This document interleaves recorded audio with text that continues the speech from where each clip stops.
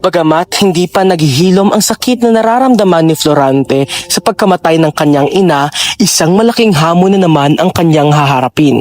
Sa kanya ipagkatawala ang malaking responsibilidad na iligtas ang Crotona sa mga murong sumakop dito. Ang lider ng hukbo, ito ay si General Malik na isang bayani ng Persya.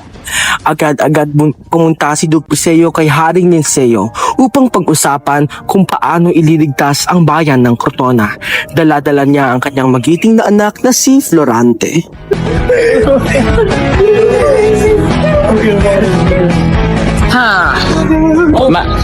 My brothers in crime.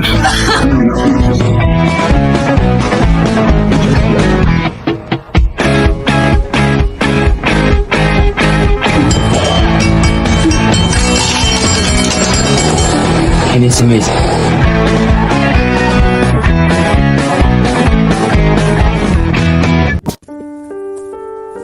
Ama, saan pa ba tayo pupunta? Punta tayo kay Harilincio upang pag-usapan pag-ano iligtas ang bayan ng Crotona. Pagkamatay lang ni Ina, at ito yung iniisip. Florante, alam ko masakit ang pangawalaya, ngunit dapat hindi tayo magpa-epekto sa ganitong kalagayan. Gusto mo ba mamatay ang ilang mga tao kaya nagbisita lang sa iyong ina?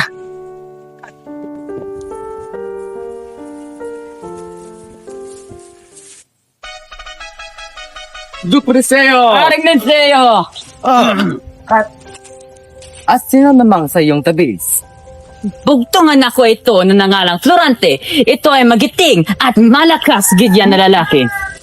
Florence? Aba, ikaw ang dapat maging general sa bayang Albania? Talunin ng mga Moro? Maraming mga tayo usapin. Habang naglalakad ang hari at ang duke, nag-uusap sila tungkol sa pagliligtas sa bayan ng Crotona.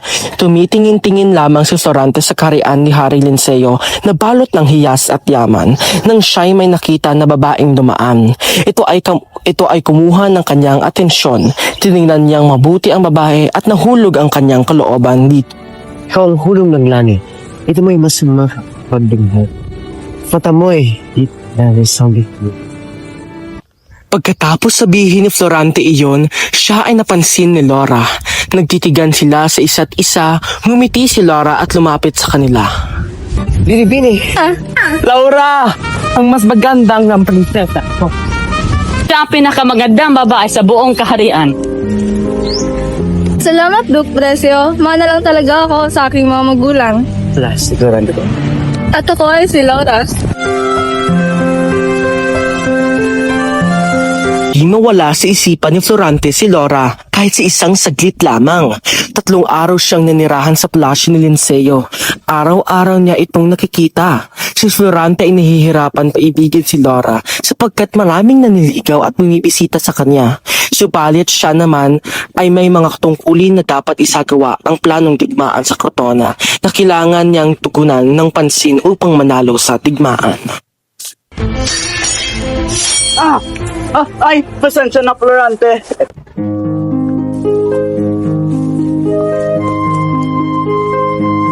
Laura, Magandang umaga, Florante. Anong may paglilingkod ko sa iyo? Magandang umaga din sa'yo, Laura. May gusto ko akong matatapasin. At ano iyon? Matagal ko na tong gustong sabihin ito sa'yo. Hindi ko mapipigilan ng sarili ko. Laura, ang iyong kagandahan at kabutihan ang aking nagusto. Florante, ako din ay magusto sa iyo. Sa pang-araw-araw mo pag-ensayo at sa pang-araw-araw mo pagbisita sa akin, ako'y nahulog sa iyo. Katatapos ni Florante magtapat ng pag-ibig ng kailangan niyang umalis papuntang Crotona upang tuparin ang kanyang tungkulin bilang general ng kanilang hukbo. Kailangan niyang lisanin mula sa piling ni Laura kahit ito'y labag sa kanyang kalooban.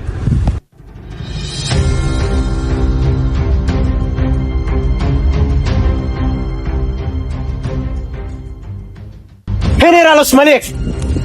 Halika, maglaban na tayo! At salamat may naghahamon na rin sa akin. Sana naman hindi ka mahina at lampa!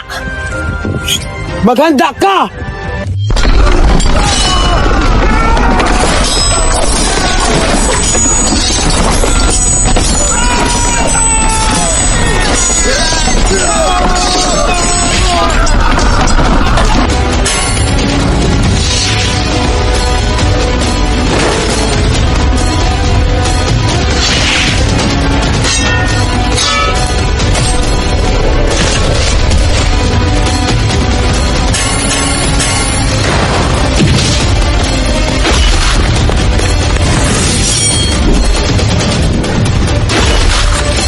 Limang oras silang naglaban hanggang sila'y napagod.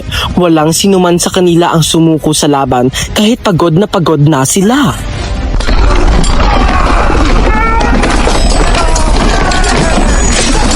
Florante! Napatay na namin ang mga Moro! Si Rosmalik lang ang natitira! Ano pa?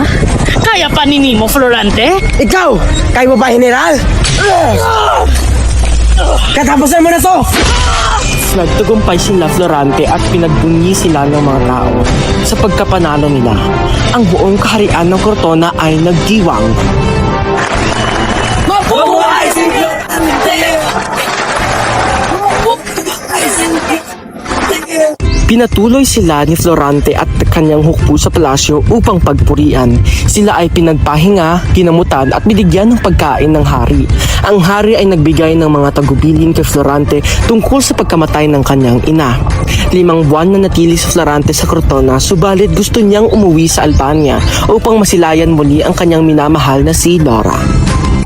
Sa kanilang paglalakbay, may nakita silang grupo ng Morona. May hinuling binibini na tinali at tinakpan ang ulo. Natatangkahing pugutan ng ulo ito. Naramdaman ni Florante na parang si Laura ito, kaya nilusob niya ang mga Moro at iniligtas ang iniwang binibining nakatabon.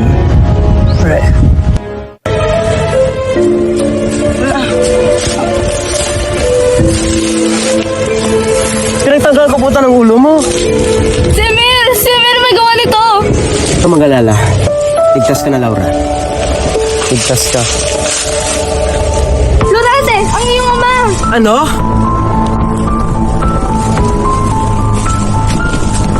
Ama!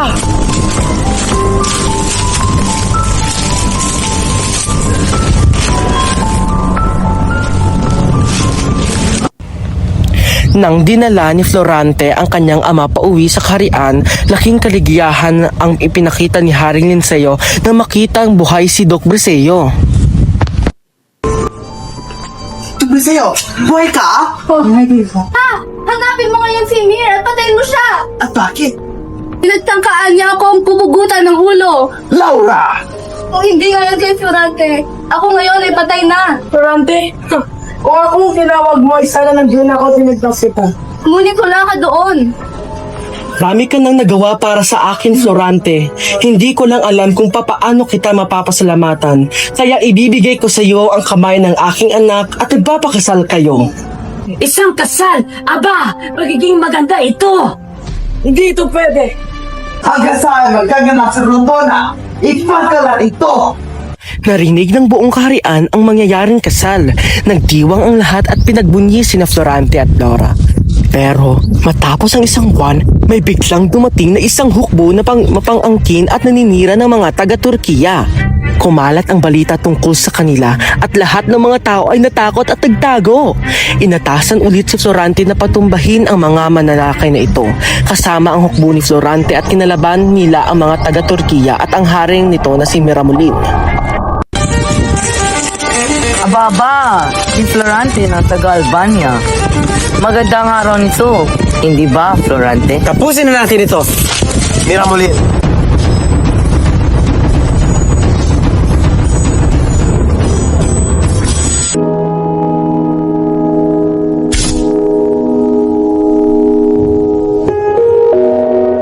Ano ka nagsalita? Lampa ka lang pala!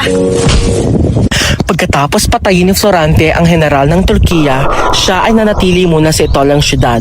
Nang siya ay may matanggap na sulat na nagsasaad na umuwi na siya sa Albania, ipagkatiwalan ni Florante ang kanyang mga sundalo kay Menandro at tumungo siya papuntang Albania.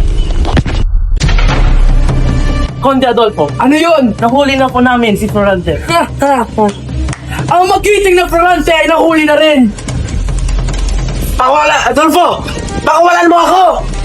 Pag-iisipan ko muna yun. Hindi pwede! Taksil! Sil, ginawa ko ang lahat para makuha ang atensyon ng hari. Para akin ang trono. Ngunit dumating ka. Mula pa magbata natin, sinisira mo ng aking reputasyon. Pati si Laura ay kinuha mo pa sa akin. Huwag mo ako ipangbigtangan! Kawawa ka naman. Hindi ka makapunta sa kasal namin ni Laura. Wala kang hiya! Adolfo! Aking lamang si Laura! Nagpumilit sa Florante na lumaban, ngunit hindi siya binigyan ng pagkakataon mailabas ang kanyang espada. Ginapos ang lubid ang kanyang buong katawan at kinulong siya sa bilingguan. Itali niyo sa doon sa kakubatan. Masusunod!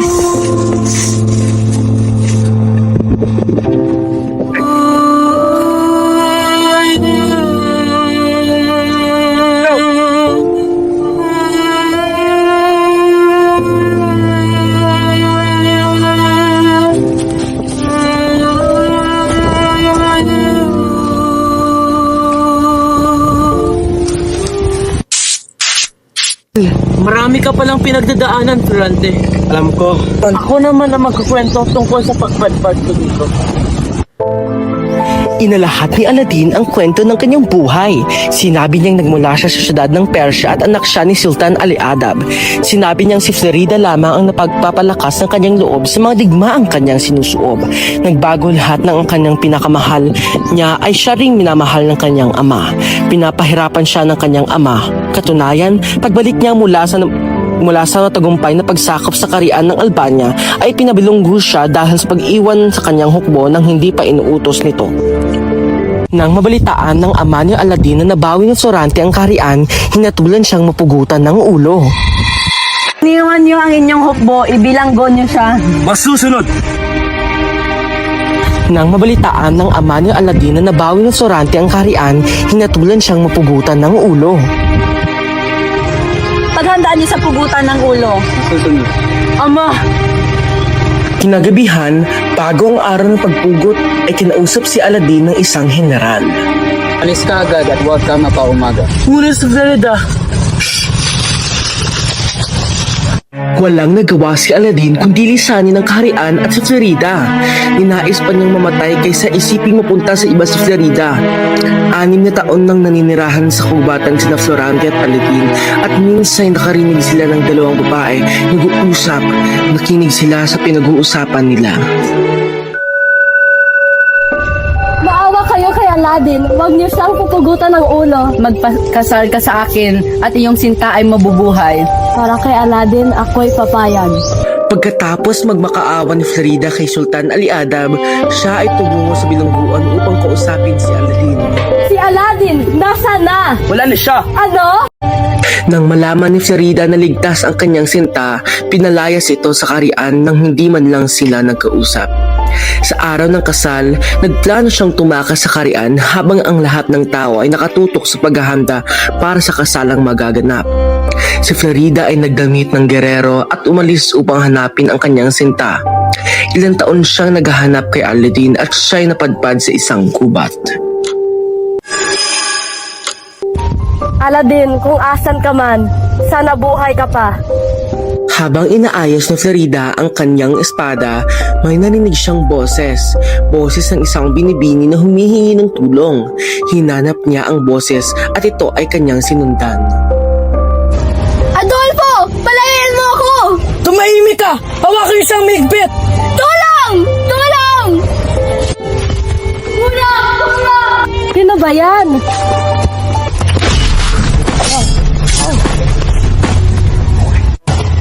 Sino ka? Salamat talaga! Wala yun. Ako nga pala si Florida. Ako si Laura. Sino ba yan? Si Adolfo yan. Isang manloloko. Mamamatay tao. At taksil na lalaki. Sinalaysay ni Laura ang pangyayari sa kanyang buhay. Sinabi niya sa pag-aalis ni Florante sa Albania patungo Etolia upang makipaglaban. May malaking kaguluhang naganap sa kaharian. Nilason ni Adolfo ang isipan ng mga tao sa pagsasabi ng mga maling kwento tungkol kay Haring Linceo. At kinuha niya ang pagkakataon ito upang pugutan ng ulo ang hari at iba pang mga mabuting tauhan. Handa na ba kayo? Adolfo! Talagdaksin! Kasalanan niyo yan! Dahil pinabura niyo si Florinda kaysa sa akin! Adolfo! Nora, anong ginagawa mo dito? Ikaw ay walang puso! Akawan uli! Mamamatay tao! Sa'yo gusto mo, Nora, tayo pupukasan. Bitawan mo ako! Akin ka lamang, Nora. 5 buwan! Bigyan mo akong 5 buwan at ako ay magiging iyo! Sumulat agad si Laura kay Florante tungkol sa pangyayaring nagaganap sa kaharian. Subalit, unang natanggap ni Florante ang sulat ni Adolfo gamit ang pangalan ni Haring Nanseo na magpapabalik sa kanya sa kaharian. Kaya siya'y nadakip. Si Menandro na ang nakatanggap sa lihim ni Laura kaya dali-dali siyang sumugod sa Albania kasama ang kanyang hukbo. Bigwan! Sugurin natin ang Albania! Sugurin! At iligtas si Lola! Iligtas si Lola!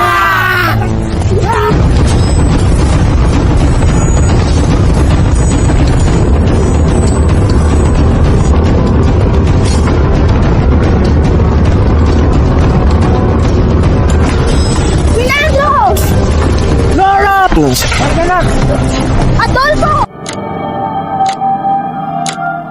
At doon tumigil ang pagsasalaysay nila Laura at ni Florida. Nangitian sila sa isa't isa at nagpatuloy na kanilang usapan tungkol sa kanilang mga sinta sa buhay. Nang biglang nagpakita si Florante at Aldin. Si Florida nga at si Laura. Aladin! Hinanap kita! Florida, nag-alala ako sa'yo. Florante! Akala ko patay ka na! Buhay pa ako. Ang dalawang pares ay nag-usap tungkol sa mga pangyayaring naganap sa kanilang mga buhay. Nang dumating si Menandro at ang kanyang hukbo sa gubat dahil sa paghanap kay Adolfo, subalit laking tuwa nila nang makitang buhay si Florante. Florante! Buhay si Florante!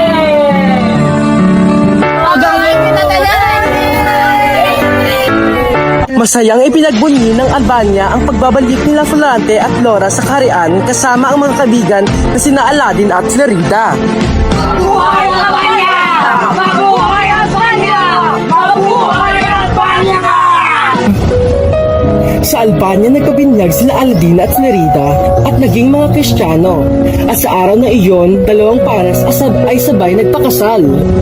Ang dalawang pares ay nagkatitigan habang ang pari ay nagsasalita, inalala nila ang nangyayari at sa pagtagpo nila sa isa't isa, ang mga pagmamahalan nila sa isa't isa. Alam niyo ba yung maging kapares kayo habang buhay? Alam natin. Mabuhay Albania! Mabuhay Albania! Mabuhay Albania! Mabuhay si Florante! Salamat sa baligtas mo sa akin, kaibigan. Para na ko sa'yo. Mag-ingat ka. Salamat din, kaibigan. Salamat sa pagligtas mo sa akin. Sana makabisita ko ulit dito sa Albania, ha? Susubukan ko.